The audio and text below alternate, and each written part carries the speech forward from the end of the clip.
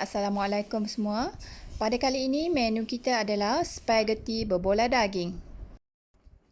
Bahan-bahan untuk spaghetti: 200 gram spaghetti, 3 sudu besar minyak masak ataupun minyak zaitun, air secukupnya untuk merebus, dan 2 sudu kecil garam.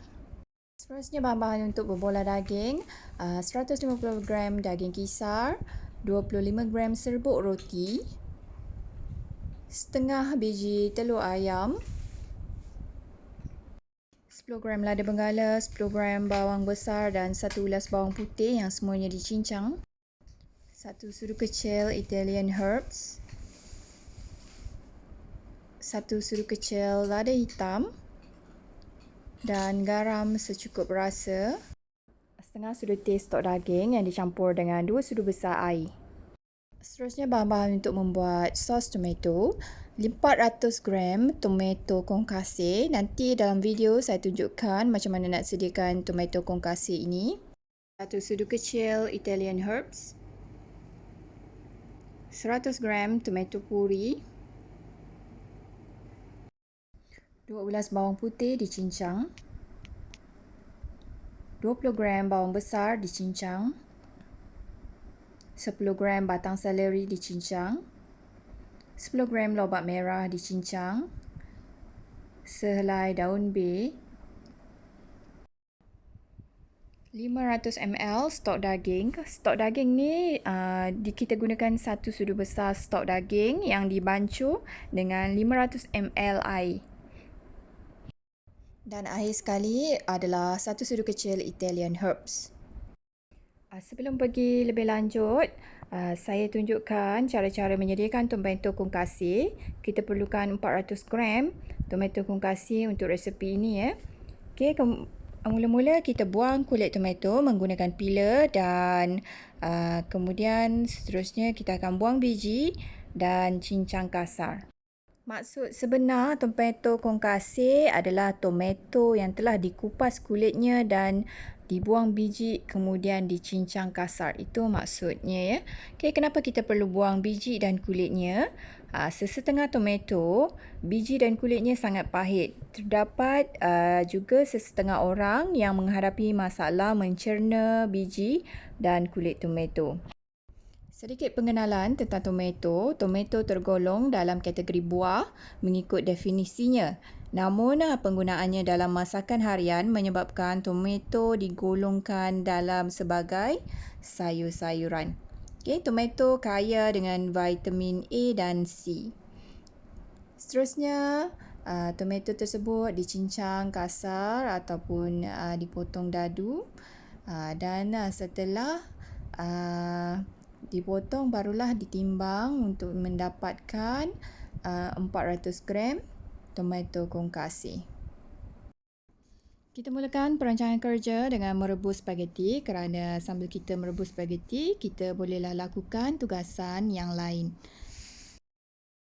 Okay, cara-caranya kita didihkan air, kemudian masukkan garam dan minyak. Setelah mendidih, masukkan spaghetti dan rebus sehingga kembang lebih kurang 20 ke 30 minit. Okey, bolehlah kita biarkan spaghetti direbus sehingga kembang. Kita buat berbola daging dahulu, sediakan mangkuk adunan, kemudian masukkan semua bahan-bahan berbola daging iaitu daging kisar, serbuk roti, lada benggala, bawang besar dan bawang putih dan secubit garam. Stok daging,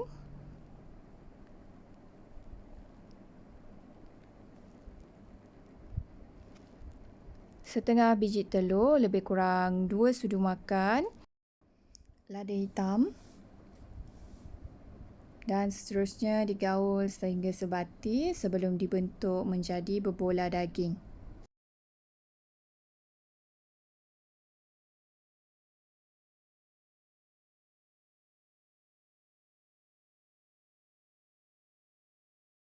Seterusnya, kita akan bentukkan berbola daging. Bentukkan bulat-bulat sama saiz. Lebih mudah jika gunakan penimbang. Jadi, saya timbang 15 gram setiap satu berbola. Dan seterusnya bentukkan dengan tapak tangan seperti ini. Inilah dia berbola daging yang telah siap saya bentuk. Okey, kita jangan lupa spaghetti yang telah direbus setelah lebih kurang 20 minit. Kita tengok spaghetti sama ada ia telah cukup kembang ataupun masih perlu direbus lagi. Setelah spaghetti kembang, bolehlah dimasukkan ke dalam colander dan dituskan. Okey, panaskan minyak dalam kuali. Kita akan goreng sebentar iaitu pan frying berbola daging yang telah kita bentukkan sebentar tadi. Sekiranya ada kuali non-stick, bolehlah digunakan. Sekiranya tiada, guna apa yang ada. Okey, kemudian terbalikkan berbola perlahan-lahan menggunakan food tong. Setelah kekuningan, bolehlah diangkat dan dituskan. Seterusnya kita sediakan sos tomato, sediakan sospan, masukkan sedikit minyak, kemudian tumis bawang putih dan bawang merah. Kemudian kita tumis sehingga layu dan seterusnya bolehlah dimasukkan semua bahan-bahan untuk membuat sos ke dalam sospan. Okey, bahan-bahannya carrot, seleri yang telah dipotong,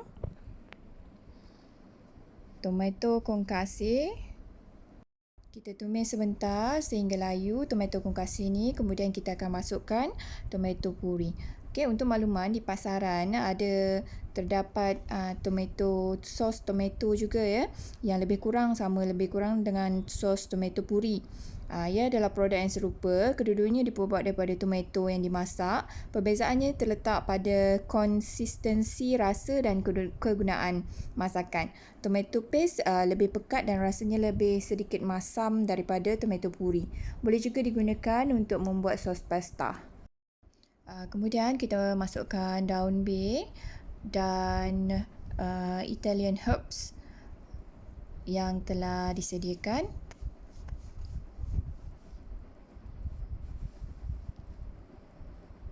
Seterusnya kita akan masukkan air stok daging sebanyak 500 ml. Stok daging yang telah dibancuh, yang berbentuk serbuk dan telah dibancuh. Saya ada bekalkan kepada awak semua stok daging ni . Okey, kita akan renih sos tomato kita sebentar. Kemudian bolehlah kita masukkan, perasakan dengan garam. Okey, kita masak sos sehingga mendidih dan jangan lupa dikacau di bahagian dasarnya supaya bahagian dasarnya tidak hangus. Kemudian kita akan kecilkan api dan biarkan ianya merenih selama 30 hingga 45 minit ataupun sehingga sos menjadi pekat. Okey, setelah sos pekat, masukkan berbola daging yang telah kita goreng pan frying tadi ke dalam sos dan masak lagi selama 5 hingga 10 minit ataupun sehingga berbola daging tadi masak. Okey, sila pastikan sos ini dimasak sehingga pekat, sehingga tiada air, kerana kalau semasa menghidang sos ni tidak pekat, ianya akan menyebabkan spaghetti nampak berair. Okey, spaghetti yang telah siap ditus, kita campurkan dengan sedikit minyak dan gaul rata. Sedikit makluman mengenai spaghetti. Spaghetti merupakan salah satu hasil bijirin. Spaghetti adalah salah satu hidangan yang paling popular dalam masakan Itali. Ianya panjang, berbentuk nipis dan silinder. Diperbuat daripada tepung gandum dan beberapa jenis tepung serta air. Okey, terdapat dua jenis pasta utama iaitu pasta segar dan pasta kering. Yang kita gunakan ini adalah pasta kering. Okey, kalau pasta segar boleh dibuat dengan mudah di rumah. Okey, secara tradisinya kebanyakan spaghetti adalah panjang 50 cm tetapi telah dipendekkan apabila telah dikomersialkan ya. Okey, di sini saya tunjukkan cara menghidang yang ringkas dan menggunakan bahan yang sedia ada di rumah. Kita letakkan spaghetti di atas pinggan dan kemudian tuangkan sos tomato dan berbola daging di atas. Seterusnya kita akan hias menggunakan taburan daun parsley dan keju parmesan. Cara menghidang terpulang kepada anda, janji ianya nampak menarik. Boleh juga terus digaul pasta bersama sos dan kemudian dihidang di atas pinggan. Okay, pastikan ciri-ciri spaghetti iaitu pastikan spagettinya berwarna kuning, sos tomato berwarna merah dan berbola daging berbentuk berbola. Itu saja, sekian. Assalamualaikum warahmatullahi wabarakatuh. Selamat memasak.